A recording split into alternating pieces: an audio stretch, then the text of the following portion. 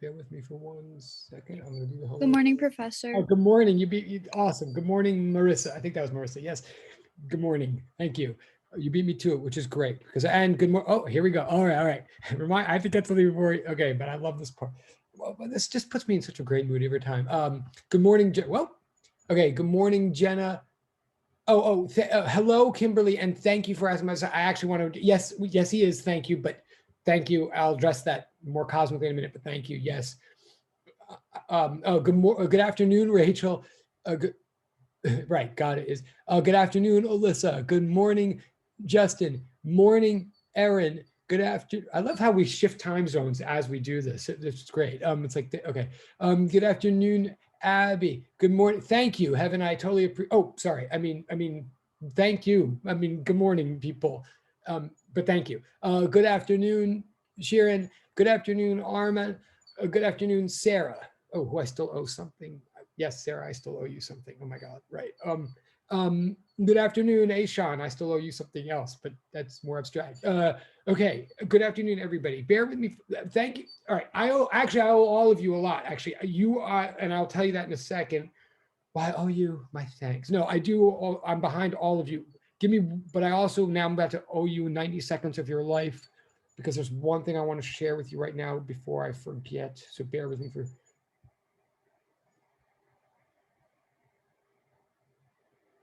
Oh, okay, private chat person, totally got it. I totally understand. Congratulations, but got it. Private chat person, but congratulations, but got it. But thank you. All right, hang on, everybody, for 1 second. Oh, oh no, correction. Hang on, everybody, for 1 minute. My son always corrects me when I do that now. Hang on for 1 minute, please.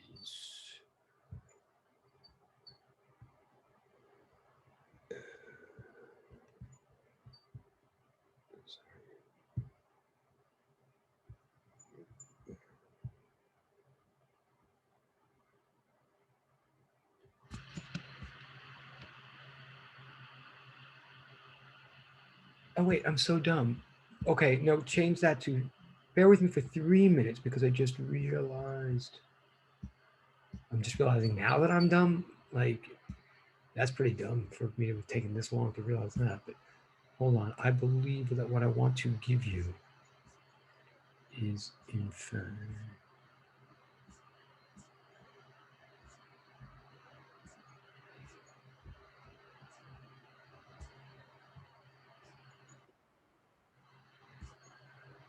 Oh, someone's here. Okay. Wait, I know someone's in the waiting room.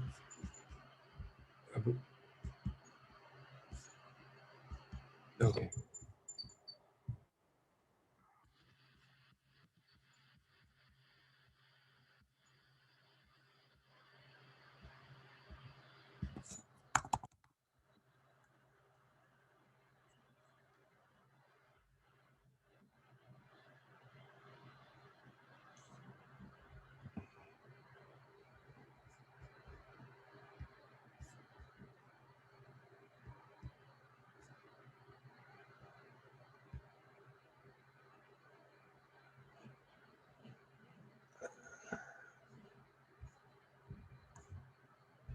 Ah.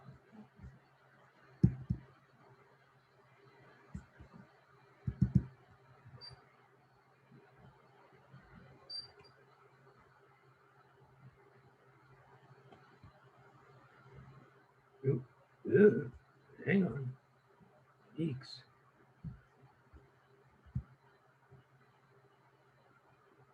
What in the name? What? Oh, sorry. This was...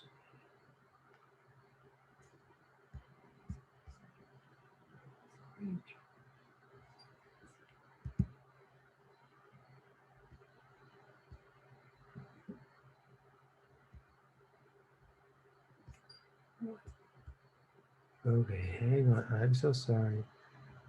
This is very weird. Ah, okay, okay, okay, okay, okay, okay, okay. Okay, sorry. Uh,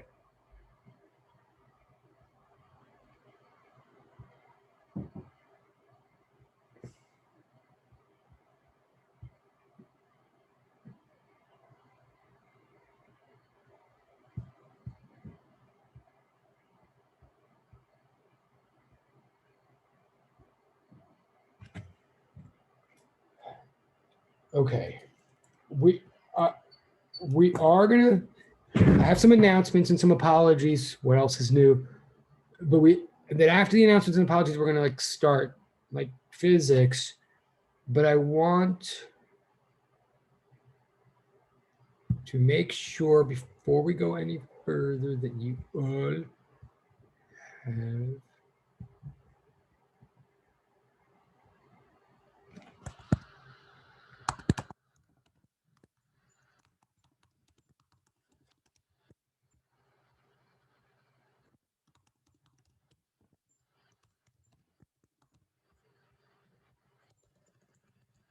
um,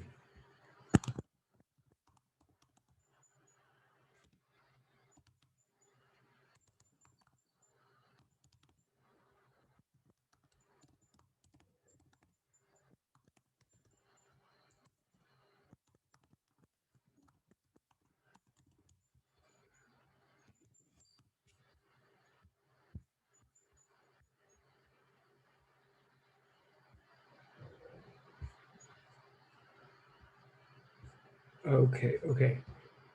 I totally apologize for that delay. I apologize for delaying the apologies I'm about to give you. That delay was I just put something in the Google Classroom, just a piece of material. It's a diagram that we're totally going to use in a big way today and like for the rest of our lives, if your life is anything like mine. So maybe somebody in a moment can confirm whether it ended up in their stream, but I'll also share the screen in a moment of this diagram. In fact, I'll do that right now. Open chat. Yes, it's in the stream. Thank you, Kimberly. Totally appreciate. Oh, and okay. And now there's things happening, so bear with me again. And people are coming in, so bear with me. This is such an exciting class. I mean, this is like talk about every tuition. Professor, you didn't add an attachment to the post. Oh my So it's God. just like, thank you. Wow. Okay, that was like 75,000 points right there. Thank you. You're totally right. And I'm actually vaguely serious, except for the 1,000. All right, thank you. Let me fix that right now. And that show, oh my God. Okay. How can I do that? Okay, right. Yeah, that wouldn't really, oh my God. But good paying attention there. Yes. Okay.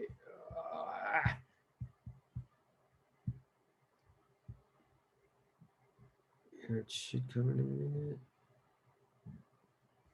Yeah, right. A diagram in this blank space. Yeah. Okay. And I'm, this is, even for me, this is like spazzy and inefficient way of getting you guys diagram. But I will say, when you get this diagram, you know, I want nothing but oohs and ahs when you see this, because it is so, I mean, it is beautiful to behold. And no, I'm not at all proud of the hours and hours of time I spent working on this darn thing years ago. Oh, but here it comes. Okay, but you're totally right. But where is it? Yes. Okay. Okay, let's try that again. Okay, so thank you, Ashan. And thank you, the other, yes, thank you. And now tell me again, and if it's second, it comes or not.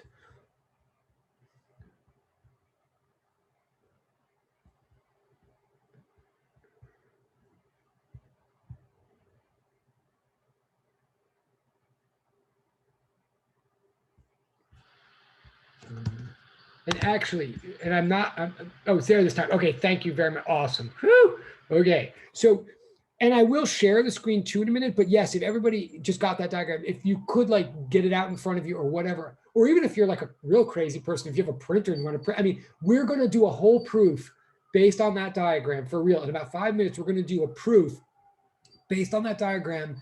I used to spend 2 days doing this one proof just based on that diagram. We're not going to spend 2 days this time, but like, and you know, I love this proof, whatever, it's important, blah, blah. We used to have a whole exam based on this proof too. We're not going to do that either, but it is like a big deal, this proof. And whether that means it's easy or hard, I don't know. But I will say from experience, the reason that I'm making a big deal about this diagram is what I finally found out the hard way over years is, if there's any chance of understanding this proof or appreciating it to the level I want you to, there's only that chance if you've got kind of an okay diagram to follow while you're doing it. Like I used to draw this thing on the board, and you all know my handwriting. Like it was horrible. Like, so this diagram will, is that picture that will be worth 1,000 words, so to speak. So bear with me for one more, and then we're going to get rolling on it after my other apologies and my other like confession boxes things. But one more moment. And if there's more in the chat, I'll see that in a second.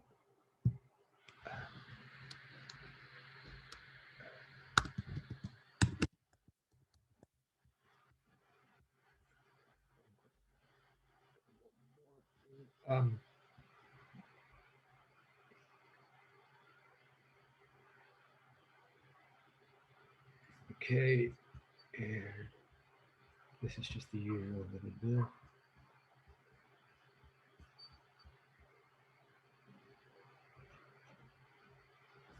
Okay.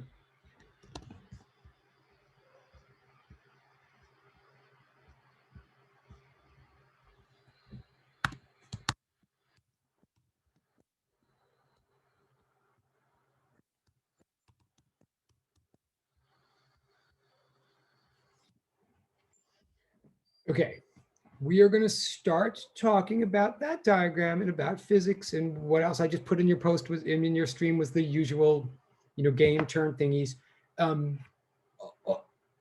Also just realized while I was trying to do that, while I was just putting those things in your stream, I just realized also for the first time in 27 years of teaching or whatever, here's one of the paradoxes of being a teacher with ADHD or whatever you want to call it, or whatever it is that I am, whatever cocktail of things that I am, is that on the one hand, whatever it is that I am is the type of person that cannot do two things at once. Specifically, I definitely cannot do one thing while I'm talking to people. That gets me into trouble a lot. But then on the other hand, the thing about being a teacher is teachers, I don't know if you all have noticed, particularly teachers on Zoom, teachers are like deathly afraid of silence. Like they comfort themselves with the sound of their own voice. They figure things out by talking. Like that's why they become teachers in a lot of cases.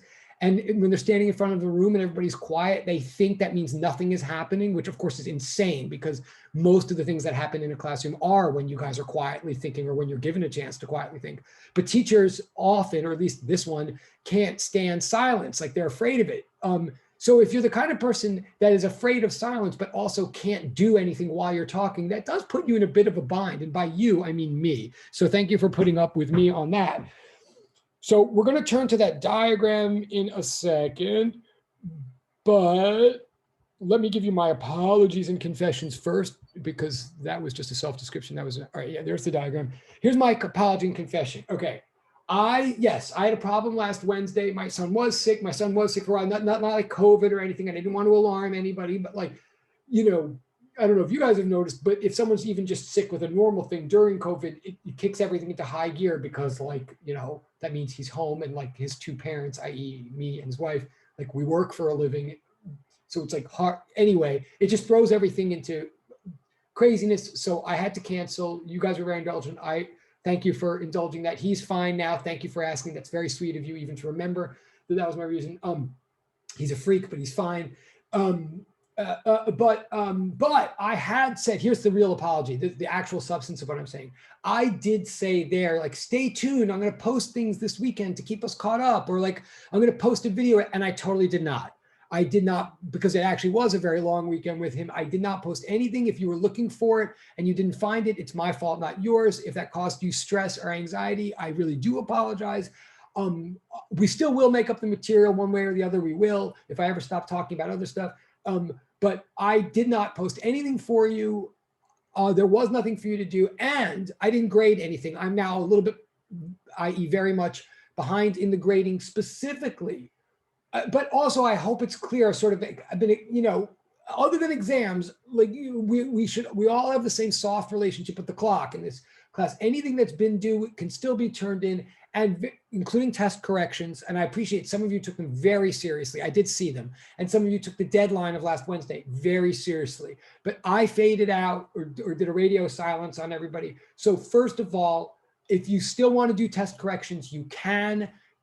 If you already did them, believe me, I know that you already did them. So you're going to heaven for that, or to Ashan. No, I mean, you're it's recognized that you already did them, but you still can do test corrections if you haven't.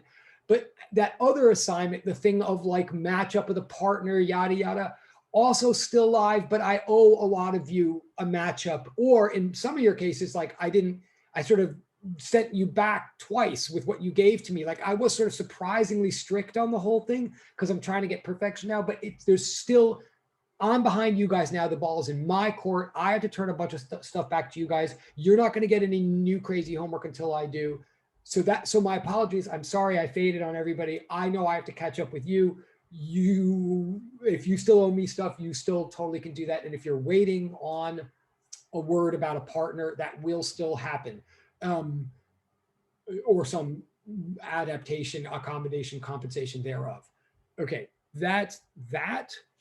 I hope that's clear. I've got so many windows open now that there's a draft in my apartment. No, I've got so many windows open now that I don't even know what's going on. I'm going to hope that if there's any questions at all about, and if there's some question on a midterm or something, like I still owe someone points or something, that still also is live. Like there's no statute of limitations in this class. Therefore, in a moment, I'm going to feel comfortable just going back to material. I'm hoping that's okay. I'm just clearing some windows here. And by the material, I mean, we're going to look at what happens when you pluck a string. Just don't, be plucking in public, whatever. Okay. So we're going to that in a minute.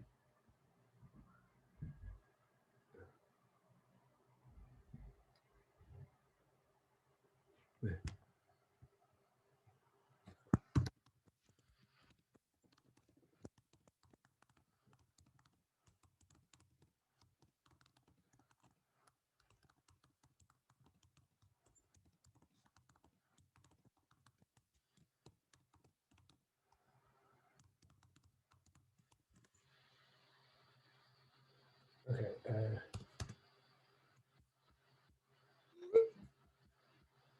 Okay. Did I mention ADHD? Okay.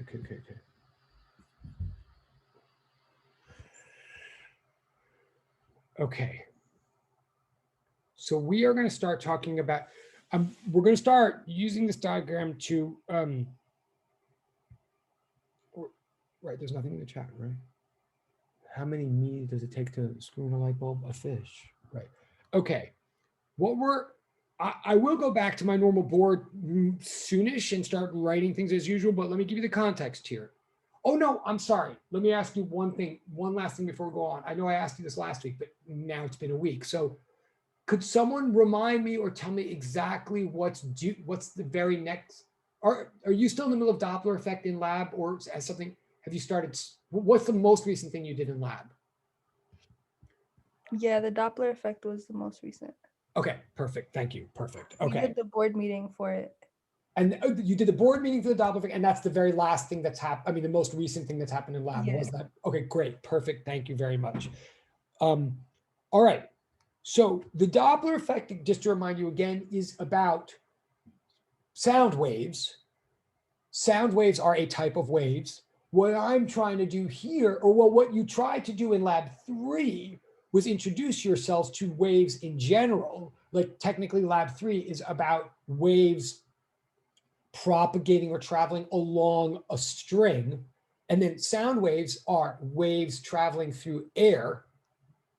Here in lecture, I'm still on the waves on a string business, okay? The whole idea is if we look at it's like always in physics, if we look at the simplest, most fundamental case first of a phenomenon, then we get the fundamentals and we get the math, and then all other versions are just similar, or just slightly detailed different versions of the same thing. So in other words, the theory here is if we understand how a wave pulse goes along a string well enough, then we would understand how a sound pulse would travel through air well enough. And that is a true theory.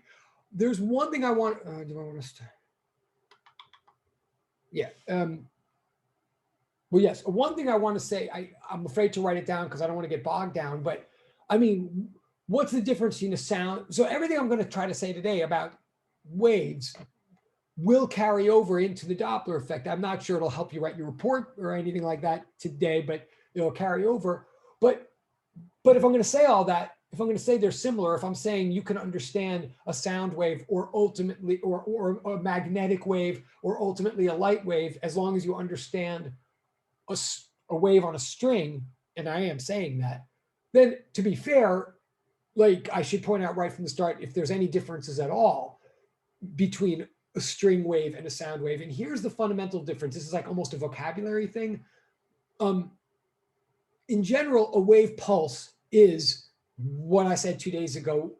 A wave pulse is an unthingy thing, right? When a wave pulse travels from me to you, that means something observable, measurable, predictable travels from me to you, but no particular thing travels from me to you, right? So if we send a pulse, if we're both standing on opposite ends of a long, long string, as in theory we do in lab 3, or as in theory I'm about to talk about, if we're both standing on opposite ends of a very, very long string, and I pluck one end of the string and send this like bump to you, whoever you are, the bump on the string that travels to you, again, is real. It's measurable, it's analyzable, it's predictable. Like it gets to you in a certain amount of time, blah, blah, blah. It has a velocity like any baseball or planet or electron would. But so there's like a motion, right? And again, just to reinforce, if I pluck a string and send this pulse from me to you along the string, then there is a motion, and the only things moving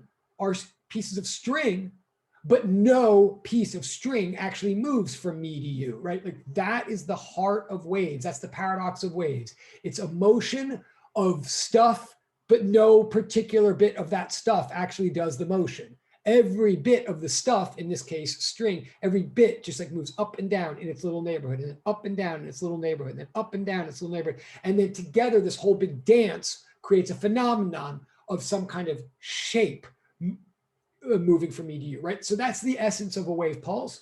Now, in the case of a string, the medium, in the case of what we're going to talk about today, the medium for that wave pulse would be string.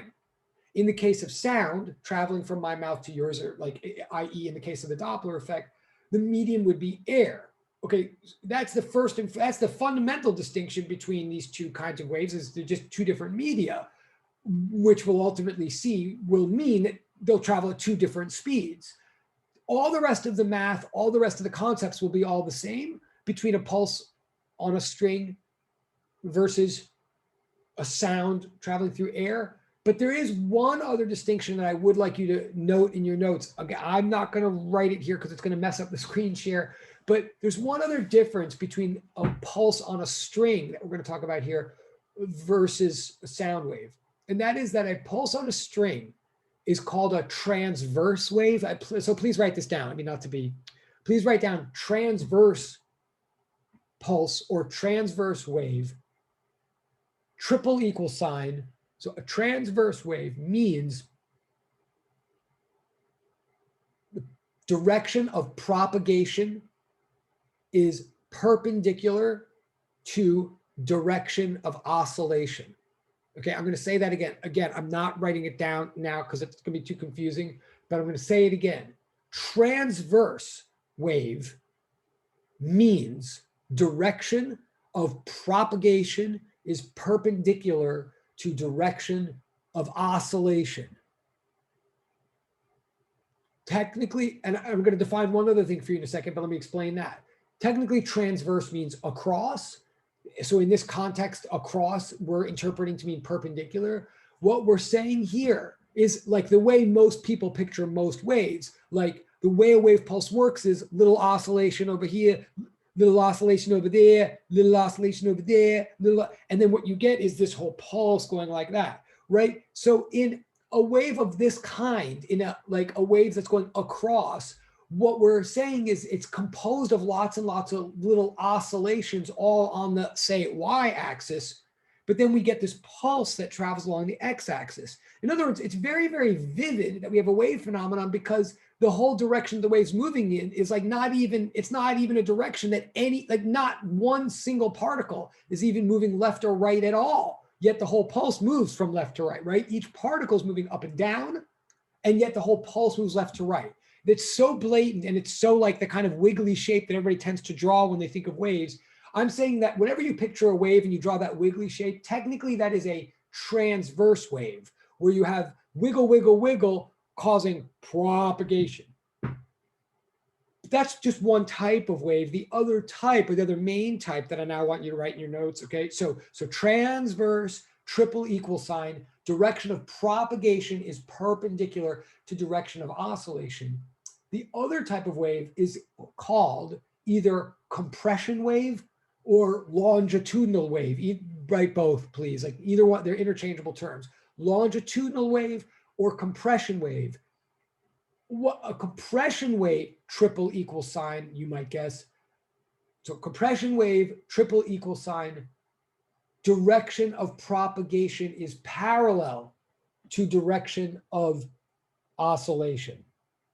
Okay, I'll say that one more time. A compression wave means direction of oscillation is parallel to direction of propagation. I don't care what order you write the sentences. This is, so it's not a transverse wave. What do I mean by this? This, I mean, if instead of taking a long string and you shook one end and so you get like shaky, shaky, shaky, shaky, shaky, shaky, and then woo, propagation along. If instead you had like a big slinky, as we often do have in the lab, like a big wide, good old fashioned slinky. And so instead of you could shake a slinky, but if instead of shaking it, you like flicked or picked out like one edge, so that you know the metal coils like slammed into each other over here, really close here, and then they spread out, and then they're close to each other over here, and then they spread out, and then they're close to each other. In other words, if each little metal coil like slammed into the next one, so to speak, and then the next one, so that the pulse rippled through. It didn't ripple like this, but ripples like that. I don't know if you can picture that or not. But or put one final way, say we were trying to do waves at Yankee Stadium or Shea State, whatever. What is it even now called? Freaking Citi Field. If we were all like trying to do a wave in the stands, right? If we do the traditional kind of arena wave where I go like this and then down, and then the person over here goes up and then down and over here and then up and then down, that's a transverse wave. And by the way, it's a totally legitimate wave. It just happens that the medium is human beings. But when you do it right, that's a wave, right? But if instead of doing that, that would be a transverse wave. But if instead of doing that, if I went like this, whoop, and then the next person went, whoop, and then the next person went, whoop, and we saw that ripple effect, it could be like harder to see, but it would still be a ripple effect, right? And it's still a wave because each one of us is only just wiggling in place, but then we're getting this whole propagation throughout the medium. That would still be a wave, but it does look very different.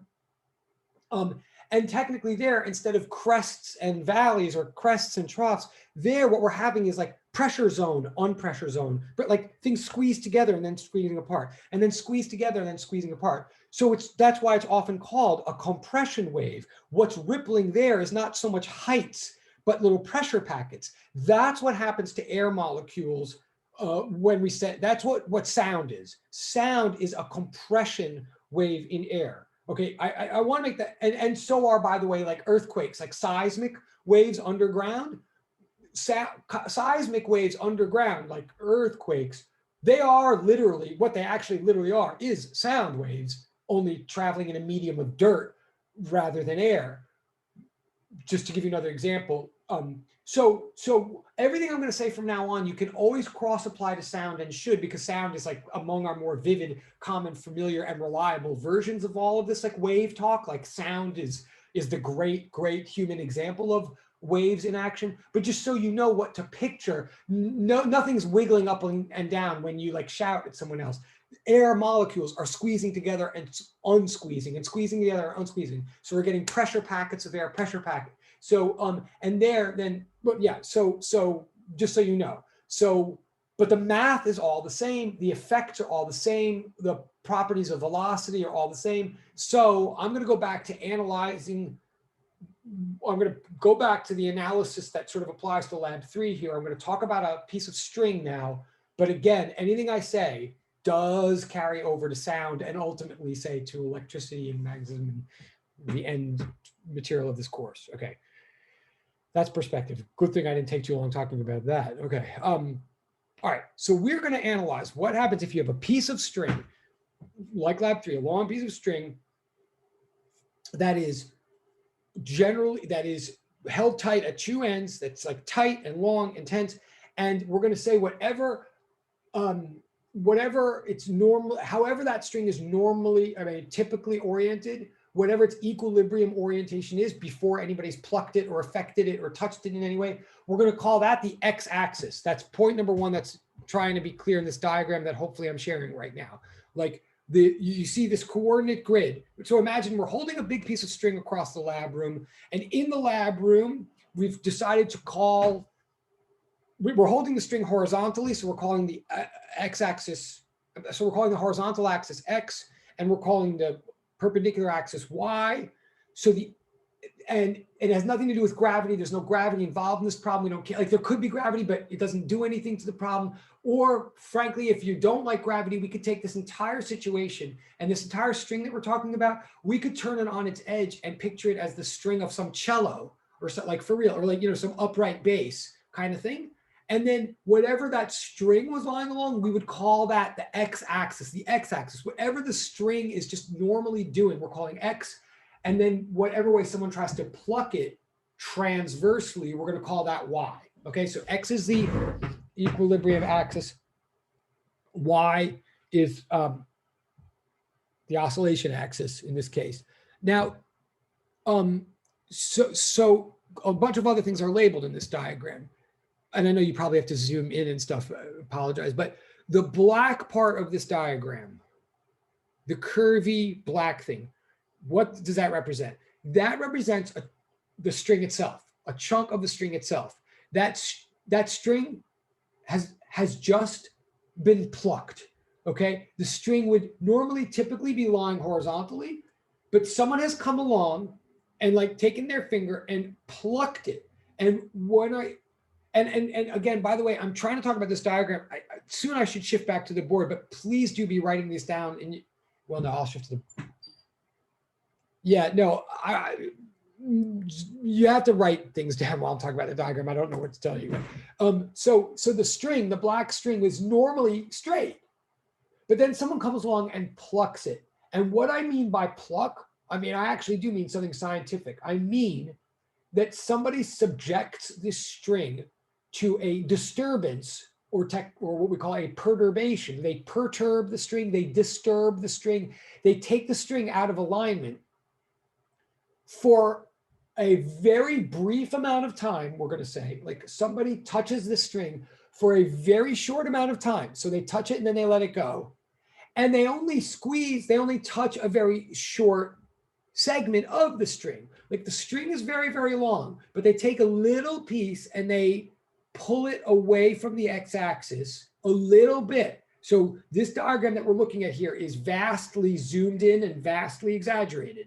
We're imagining what is typically a straight string, but then we pick a little bit of it, we displace it a little bit away from the x-axis. In other words, we subject it to a little curve. We make it into a little arc, again, somewhat exaggerated in this diagram, and we do so for a very brief amount of time. So we touch it and then we let it go. It's like giving an object an initial velocity, like in an old physics 1 problem, okay? We give it an initial, temporary, small angle disturbance. And all of that together we call a pluck, okay? That's what a pluck is. So it's brief in time and it is brief or short in space. And so this diagram is supposed to be like a photograph of what the string looks like for that tiny moment right after someone's touched it and let it go. Like what we should all expect is that if we wait long enough time, that the string is going to flatten out again. It's good because I'm sorry. When I say that its equilibrium orientation is horizontal, I mean, assume that it's being fixed at both ends, like two lab partners are holding the two edges of the string, or it's like tacked into the walls or something like that. So it's tight and it's tight. It's got tension throughout it, holding it there. But then someone comes along and bends it a little bit.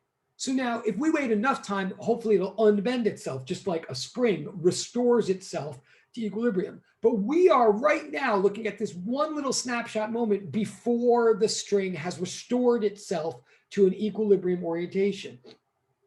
So it's a little bit bent on purpose in the diagram as we're looking at it. It's a little bit curved. But now let me go a step further. You'll also notice in the diagram, okay, so the blue, excuse me, the black curvy line is the string itself. I'm going to describe everything else in the diagram as I go, but right now just focus on that black curve. That black arc is a piece of the string. It's got two dots that we're focusing on, like they're labeled X, comma, F of X, and the other one's like X plus, like they look all intimidating, but what are those two dots that I've labeled on the thing? They are simply like the two edges of my little photograph or my freeze frame, my snapshot that I'm taking of the string. In other words, I'm just excerpting a somewhat arbitrary segment for analysis, an arbitrary segment of the piece that I perturbed. Okay, so, and from now on, all of our analysis is going to apply from that one. So if the whole string is being stretched over an x-axis, I just pick two arbitrary points on it where I plucked it, and I call one point, and I remember it's along the x-axis, so I call the first point x, comma y, but y is some function of x. So I call it x comma f of x, right? Like I don't know what that function is, but it's some kind of function. So I call the first point x comma f of x. And then the other point a little distance away is x plus delta x comma f of x plus delta x. In other words, I'm just looking at an interval between 2 points, and I call the length of that interval delta x, a small but finite difference between two x values that I'm just like looking at this string. So those two circles or whatever, those are just the two endpoints of the interval, the stretch of string that we're going to analyze. Okay, I'm looking at the time. Okay, and by the way, I'm just going to keep babbling like this about the diagram. Like the more we can understand what the diagram is, then the proof will fall into place. But please do, even though I'm talking fast and stuff, because have we met?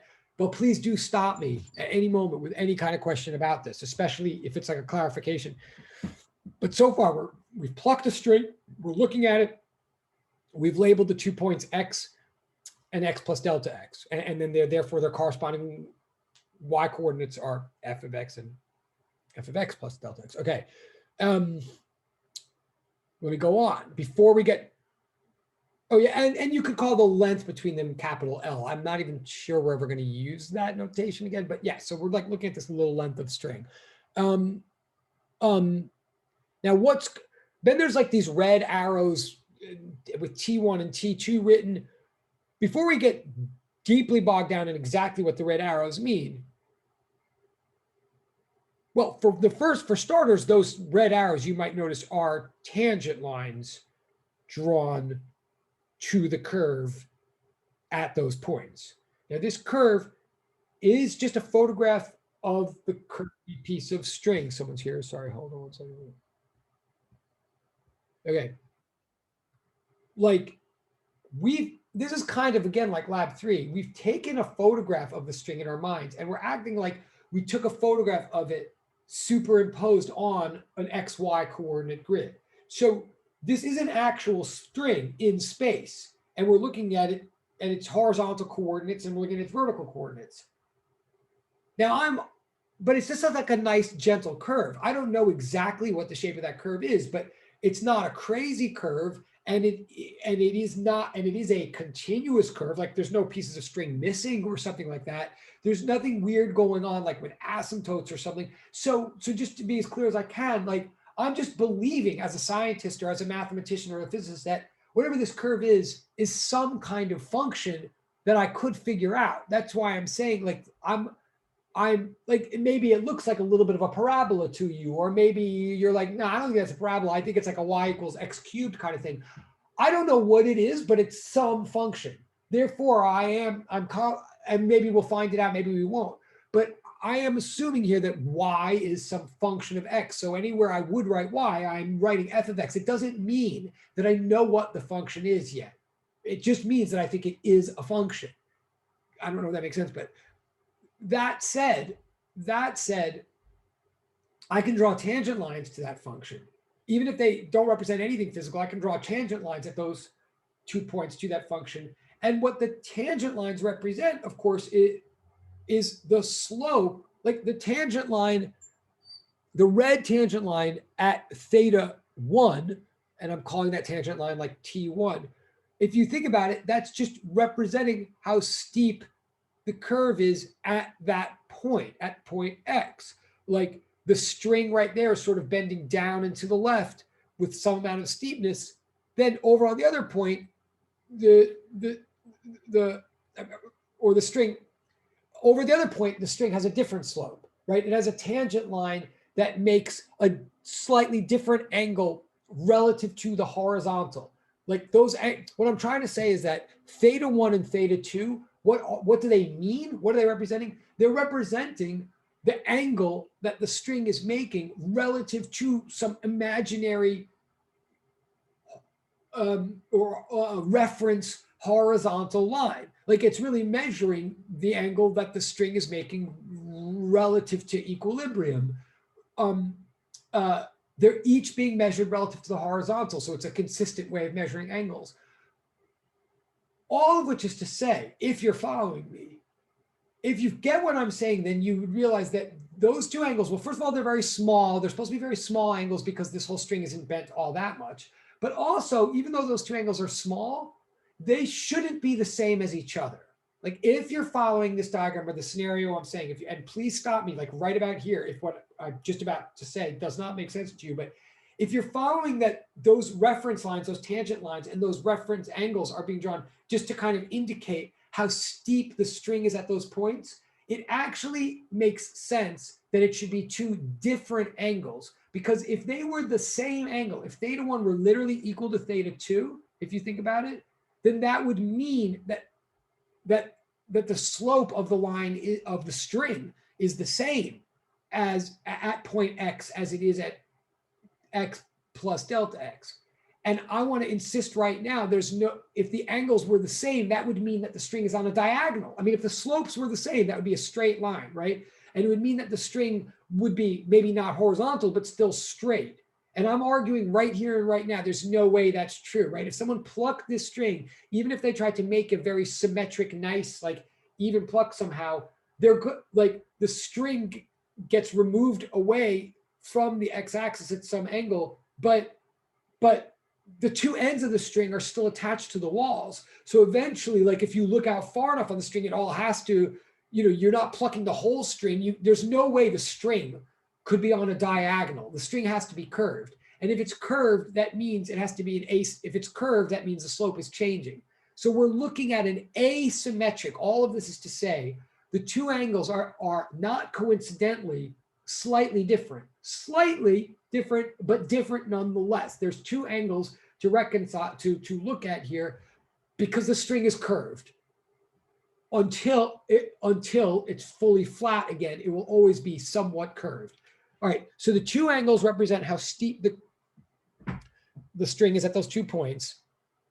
The two red arrows represent tangent lines measured relative to the horizontal at those 2 points. But now I'm going to go a step further. And I'm going to say those two tangent lines also represent something else. They also represent a direction of force that is occurring at those 2 points. That is to say, this whole, remember the concept of tension from physics 1. Tension is just a word for a certain kind of force, right? All forces obey Newton's second law, like all forces obey F net equals ma. Tension does not violate any rules of force. It follows all the rules of force like any other force, just like friction or the normal force or the mg, the gravitational force. But what actually is tension? And again, can I encourage you to please write this down to remind yourself, tension is the word, tension triple equal sign. Tension triple equal sign. Tension means a pulling force exerted by a one-dimensional continuous medium. I'll say that again. Tension means a pulling force exerted by a one-dimensional continuous medium. I'll say it one more time, or stop me if you, but I'll say it one more time. Tension is a pull, like as opposed to a push. Tension is a pull exerted by a one-dimensional continuous medium, i.e. something like, so tension is the pull exerted by a string or a rope or a fishing line or even a spring if it's coiled tightly enough. Tension is the pull exerted by some kind of line, as opposed to, say, normal force, which is a push exerted by a surface, right? They all obey Newton's third law, Newton's second law, well, all of Newton's laws, but these different kind of forces sometimes have different internal properties or features that are worth noting. So whenever we ever say tension, we mean the pull that's exerted by a line of some kind, generally a string. That's what we mean by tension. Now, let me tell you two things about tension. Please write this down. Again, I'm not writing things down because I want to keep this diagram up for me, even for me to look at it so I can tell you. So two things to remember about tension that we always took for granted in physics 1, but maybe you didn't realize we were taking for granted or whatever. There's two things that we know about tension, and they're so important that this is why we always use the word rather than just saying pull or force or something. Two things about tension. So you could write in your notes like features of tension or properties of the tension force or something. Property number one, the magnitude of tension is uniform throughout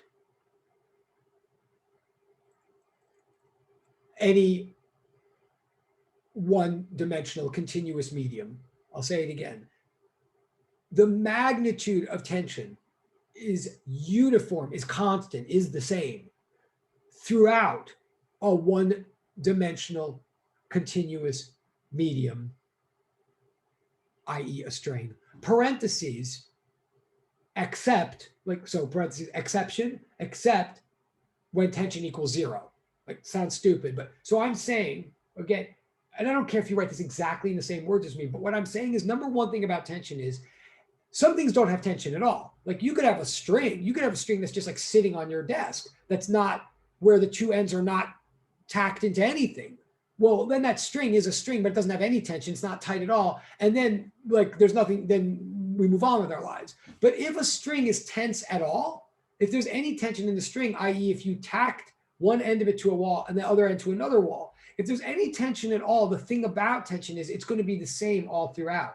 In other words, you can't have a string be tight over here in one place, but then have slack over there and then have tension over there. That makes no sense. I mean, even for a moment, you can't have that. If it's tight at all, I'm not saying you can't have bumps in the string, but the amount of tightness will be the same all throughout. In fact, so whenever there's tension at all, whenever a string is tight, it's tight in the same way from one end to the other. In fact, that's the point of a string.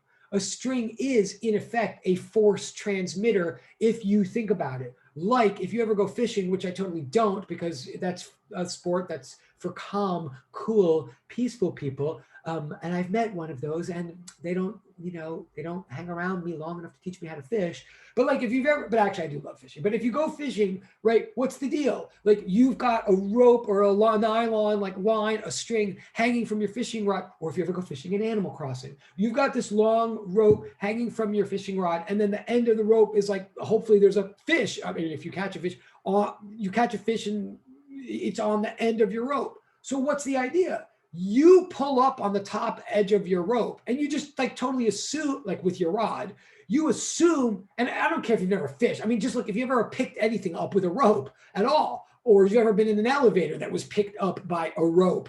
Well, the whole idea is that you pull on one edge of the rope and then you assume that the other edge of the rope will pick up the object for you in exactly the same way. You kind of assume, or like a marionette, a puppet, a muppet. Like you assume if you pull up on the top edge of the rope, then the bottom edge of the rope is going to pull on the object that you're interested in. The rope, so it's like an extension of your arm. That's kind of like what we assume is going to happen. And I'm saying mathematically, that's actually true. Whatever amount of force you pull up on the top edge of the rope, by Newton's third law, whatever force you exert on the top edge of a rope, by Newton's third law, that top edge of the rope pulls down on your hand. So now that rope exerts that amount of tension that you just exerted on it. That's just Newton's third law. But then I'm saying everywhere through the rope, there's that amount of tension all the way down, everywhere through the rope, whatever tension you just exert, whatever newtons of force you just exerted onto the rope is now exerted all throughout the rope, all the way to the bottom edge, where the bottom edge of the rope, bottom end of the rope, will now exert that 3 Newton force onto the fish or whatever you're pulling up. If it were any different, that would be weird. That would be like you pulled up the top of the rope got tightened, and then nothing happened at the bottom. Like, why would you even bother with the rope then? It's a force transmitter. You can assume, in other words, within a reasonable approximation, that the magnet, if you know the magnitude of tension somewhere in the rope, then you know the magnitude of the tension everywhere in the rope. It's why we both like using ropes and why we like analyzing them. So that's point number 1 about tension, is that the magnitude is uniform throughout. Oh, also, I keep saying continuous medium. When I say continuous, well, medium is the word we introduced last week, collection of particles through which a pulse is going to travel. But by continuous, I mean that macroscopically, if you look at a rope, we know that a rope is made up of a bunch of like rope molecules, but macroscopically, if we look at this rope, we don't see the space between the molecules. We don't see bit of rope, bit of rope, bit of rope, bit of rope. We don't view a rope as quantized or discrete or as a set of countable particles. When we look at it macroscopically, we just view it as like rope. So that's what I mean when I say continuous, that if the whole rope is attached to itself and it's not like a cartoon, then it's continuous. Okay, that's what I mean by that. Second point about tension. Speaking of tension, I'm getting tense because we only have 22 minutes left. But other point about tension, subtle point. We assume that the magnitude of the first point was that we assume that the magnitude of the tension force is uniform throughout whatever rope or string we're talking about. But now in terms of direction, right? Tension is a force is a vector. So there's always something to be said about both its magnitude and direction. The direction of tension, so please write this down. So this is property number 2 of tension. Property number 1 was the magnitude of tension is always uniform throughout. Property number 2 is the direction of tension is always tangential to the continuous medium, or in other words, parallel to the continuous medium. In other words, the direction of force points along the rope. So if we have a bump in that rope, or say we have a rope that goes over a pulley system, like say we have a horizontal rope on some desk and then it goes over a pulley, a nice, like very light pulley, like a peg. It goes over some peg and it's falling down and then picks up some object down on the. So in other words, imagine that you have a rope where the direction changes, either in a very blatant way, like in a pulley system, or in a subtle way, like in our system here. The tension's always pointing along the rope. Like if the rope is dangling down, it'll pick something up. And if you, on the other edge, if you pull it to the left, like it goes to the left. The tension, the force in the rope pulls right along the line of the rope itself. Again, that's how the rope functions, as like a force transmitter. But that means if the direction of the rope changes, then the direction of the force changes. And that's totally what we want. That's the whole point of the rope. But it is important to recognize if we're going to do any math, which we're about to do. And by the way, I can totally see how this is going to take 2 days after all, but whatever. So 2 points about tension. The magnitude is always the same throughout some tense object, but the direction is not always the same. It is the same as whatever the object the rope is doing.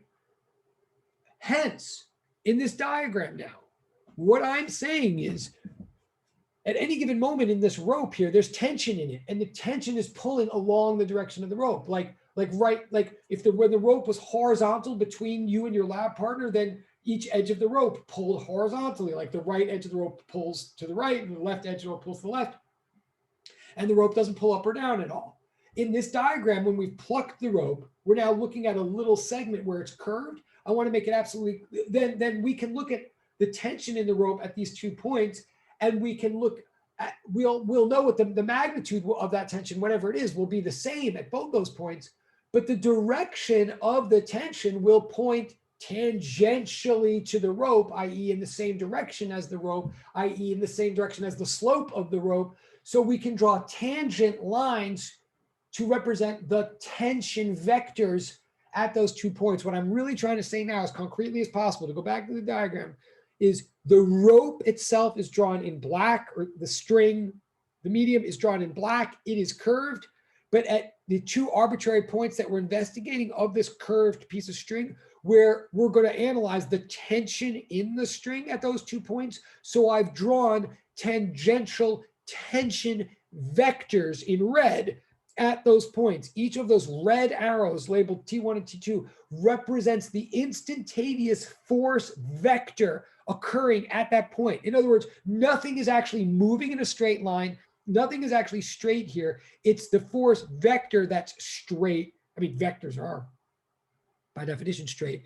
So at point X, the tension is like pulling down and to the left to some small angle right there at X. And at X plus delta X, the tension is pointing up and to the right at some slightly smaller angle, T2. T1 and T2 are the tensions in the rope. They are two different they are two different vectors that have the same magnitude, but two different directions. And literally two different directions because the angles are literally different, okay? And ultimately what's gonna happen, what we're gonna analyze if I ever stop talking this way, what we're gonna analyze is, since this rope has tension in it, and this tension's ultimately coming from, the two edges, if we plucked it and then we let it go, like the tension in this rope is gonna restore it to equilibrium. We're gonna look at that process.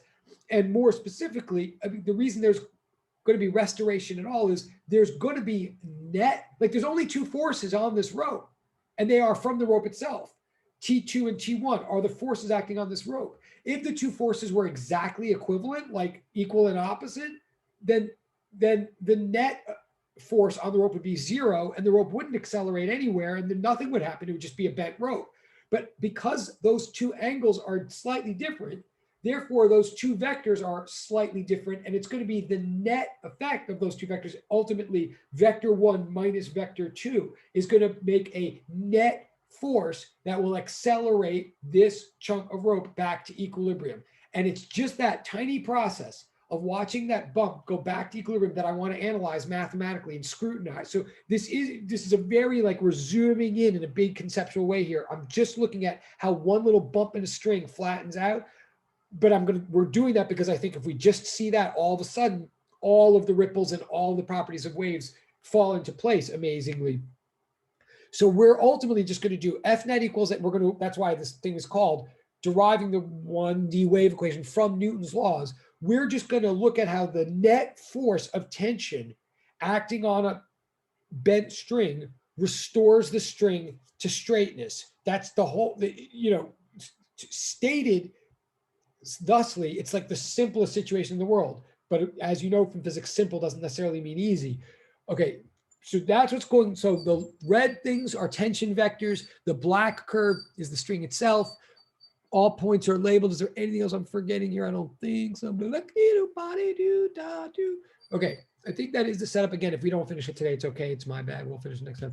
I don't think there's anything in chat. So that, now I'm going to start the analysis with the 15 minutes we have left. So I'm going to unshare this screen. Sharing this for wins. No, I'm going to. But I recommend you keep the picture in front of you while I do this. Okay. Whoop. Well. Okay. But now that we've just set up the situation, that diagram is to give you sort of the givens of the situation. Now let me remind you of some givens that I think are given about life or I gave you the givens of the situation. I also just reminded you of some givens about physics. I just reminded you of like some properties of tension. But before we still go any further, I have to remind you of some givens that we believe from math. So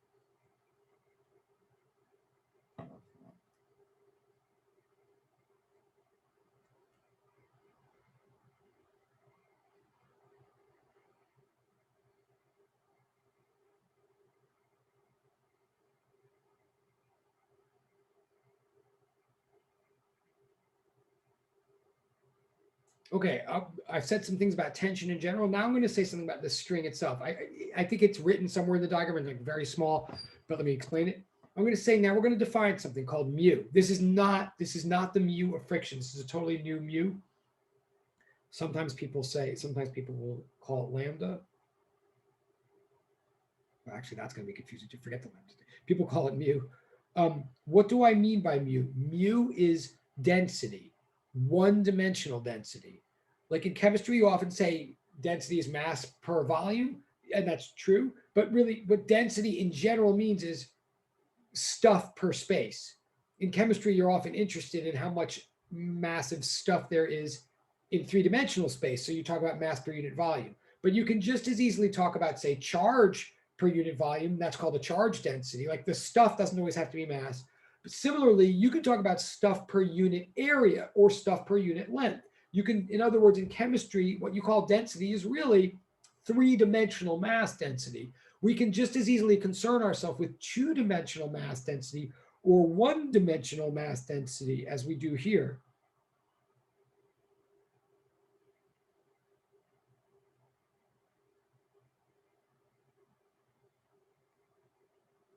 So what we're saying here is from now on, mu is going to stand for delta m per delta x. That is to say, for every little centimeter that you look, you mark the string, you mark the edge of the string 0, like as in 0 centimeters. You mark the edge of the string 0, and you ask how much mass is there right there at the 0th edge, like where there's barely no string at all, and the answer is like there's no mass, right? Then you go over 1 centimeter and you ask, oh, how much mass have I picked up now? Say you picked up a kilogram. Like you take that centimeter, you put it on a scale, and you find out it's a kilogram, right? So then you got a kilogram per that centimeter. And then say you went another centimeter and you got another kilogram. You know, the scale increased by the scale amount increased by another kilogram. Well, then what you're saying is for each additional chunk of length, you're getting this certain additional chunk of mass. That's your mass density, only it's not per volume because you don't have volume here. You just have a length of string. So we're talking about a one-dimensional kind of mass density, how thick the string is, how much additional mass you get for any additional length. And so that's just called mu. Mu is just defined triple equal sign to be that ratio of delta m to delta x. If you go down to the infinitesimal level, we might often call it dm over dx, right? It's just additional bit per additional bit. But now I'm asserting here about this string. Now I'm asserting that mu, now that I've defined it, equals mu naught, i.e. I'm asserting that whatever that density is for the string is constant. So I don't know how heavy the string is because I don't know how long it is, but I know that for every additional meter, I'm getting an additional kilogram or whatever. I know how heavy it is per unit length, and I'm calling that a constant, right? So I'm asserting it. Like, I'm not saying all strings are that way. I'm saying let's picture that we have a string like that, a uniformly dense string, okay? Thus, if we're going to think of the string that way, if we're looking at this continuous medium where it's not bit of mass, bit of mass, bit of mass, it's more like bit of density, then I'm going to say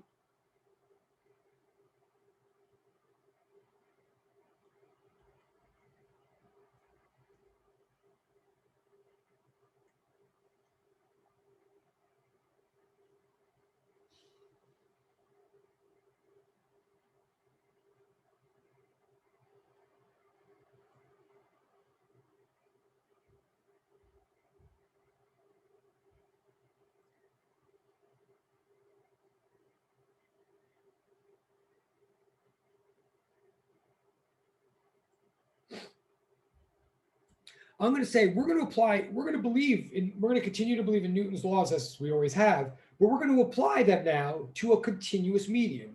I'm going to say that forces can apply to discrete particles, to point masses, but they can apply to chunks of masses as well, as long as we just recognize we've got like a chunk of force applying to that. So in other words, I'm not going to we're going to apply Newton's laws here, but I can't. It's easy. I don't have to go all the way down to the atomic level in order to see what's happening with this force. If someone's plucking the string and pulling up like a chunk of it, I'm going to apply Newton's second law to that chunk. And I'm going to call that chunk not m, but delta m. In other words,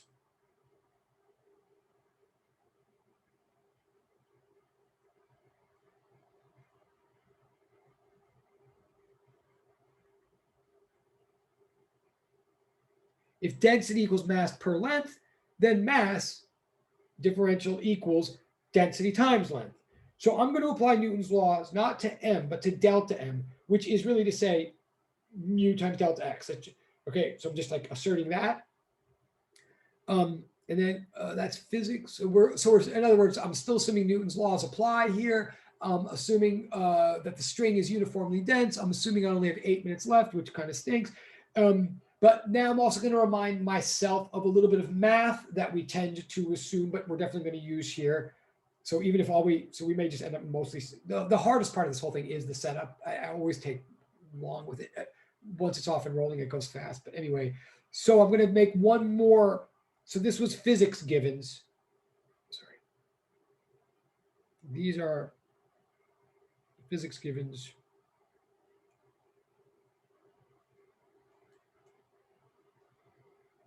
One, two, and three. Now let me do a couple of math givens.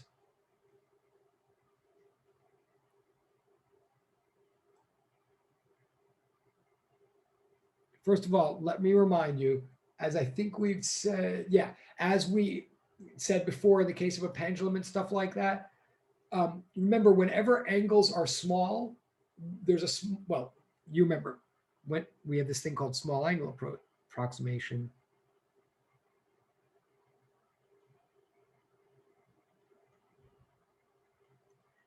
There's a number of different ways to write this, whichever makes the most sense to you.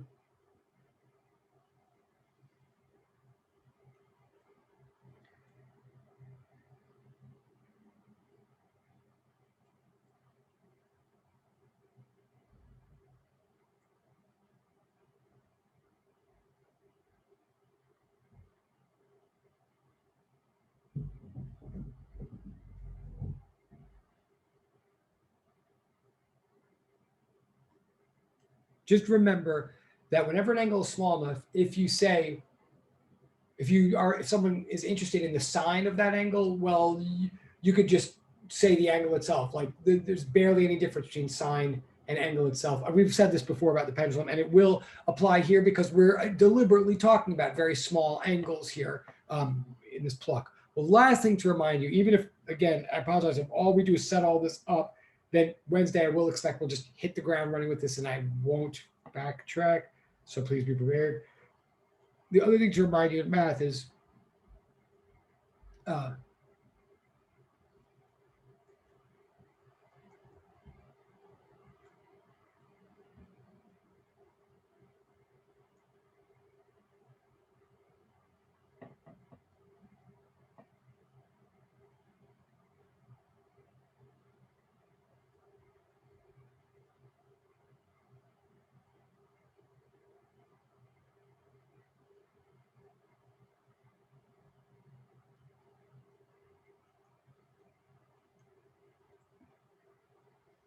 just want to remind you of this statement here, a statement that intimidated me for a long time, then bored me. I mean, always annoyed me actually, especially when I had to use it on tests. But unfortunately, it is super important. And it's one of the things that doesn't make any sense until it does. But this is the definition of the derivative, as you might remember, or one definition of a derivative. And really remember, please, all it's saying is that derivative is slope taken to the limit. It's the slope of the line connecting 2 points in the limit as those 2 points get so close to each other that they're basically 1 point, right? I mean, it's basically just saying this.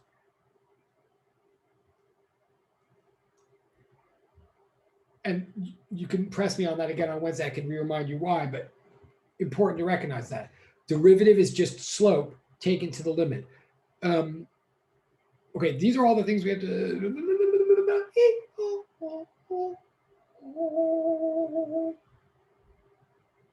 I know I just make a decision of how much farther to go with this right now.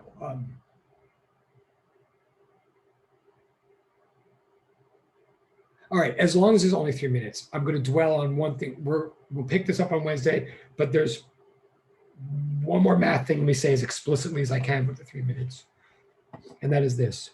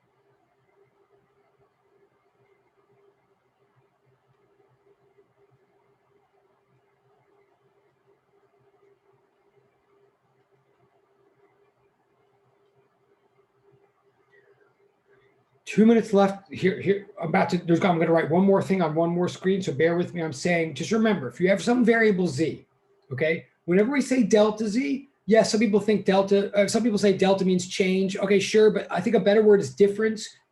Delta Z means the difference in two values of Z, and we use whatever Z is. And we use delta whenever we mean that although it might be a very small difference between those values, it's still a finite difference, measurable difference. Like when we say delta y over delta x is slope, we mean y2 minus y1 over x2 minus x1 is slope. We mean that the difference, no matter how small it might be, is still a measurable, observable, like talk aboutable difference, such that you could literally say like y2 minus y1 or x2 minus x1.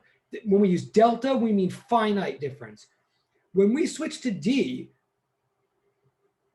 we're going to the limit. We're saying, when we say dz, we mean a difference between two values of z, but we're assuming that the two values are so freaking close together that that difference is infinitesimal, or it's infinitely small. Like it's not zero, because if it's zero, there's no difference at all and there's nothing to do. But dz is what we do. In other words, dz is delta z taken to the limit as it approaches zero, right? And that's why dy, that's why, just to remind you, dy over dx simply means delta y over delta x taken to the limit. It's just the infinitely small case of dy over dx, okay? The reminder, but now one step further, and then we're done for today.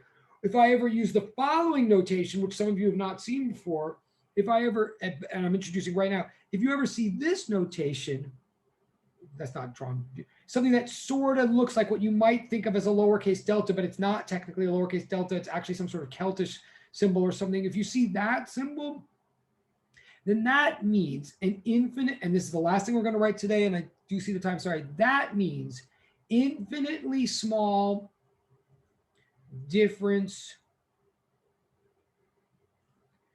between two values of z in cases for which z is a function of more than one variable. That's very important. That's the new piece of information, for which z depends on not just x, but x and y, or x and t, or y and t, or something, in which z depends on more than one variable. Okay, this is called, so like delta z is called the difference in z. dz is called the differential, right? Like a derivative is a ratio of differentials. So delta z is the difference between two values of z's. dz is the differential between two values of z. And this thing is called partial z. It literally means the differential of z, but only partial, z as it relates to one variable that it depends on. But we use this symbol whenever z depends on more than one variable. I'm going to leave it, so it's called technically the partial z. It's not called differential, it's called partial z. That's all I'm going to say today. So we haven't done anything, I mean, we have, but that's just a bunch of setup. That's knowledge we need to just churn. We're just going to hit roll on Wednesday. But that is a new piece of information, hopefully, to many of you. This gets into now multivariate functions, functions of more than one independent variable, i.e. secretly multivariable calculus is where this is going. So buckle your seatbelts. But thank you very much for being so attentive. I owe you a ton of things. You owe me nothing unless you do. You are what, if I could just get a quick goodbye, then I will go. Have a nice day. Thank you. Thank you. You too. Professor, have a nice day. You too. Thank you, Professor. Have a great day. Thank you. You too. Have a good day, Professor. Thank you. Thank you. Have a nice day, all of you. Much love. Much love. Okay. Cork on it. Thank you. Oh, nice. I saw the thumb. Thank you. Pork, bless America. Peas on earth. Eat every carrot and pea on your plate. That's what my father used to say to me at the dinner table. Okay. Bye. Bye. Bye. Bye. And I owe you, Sarah. Sorry, I know I do. Bye. Bye. Good job. Bye. Bye. Oh, good, Sarah. You're good. Okay. Oh, bye. Okay. Okay. Thank you. Sorry. Yes. Totally. I'm sorry. Totally my bad. I will not forget. Okay. Bye. Bye.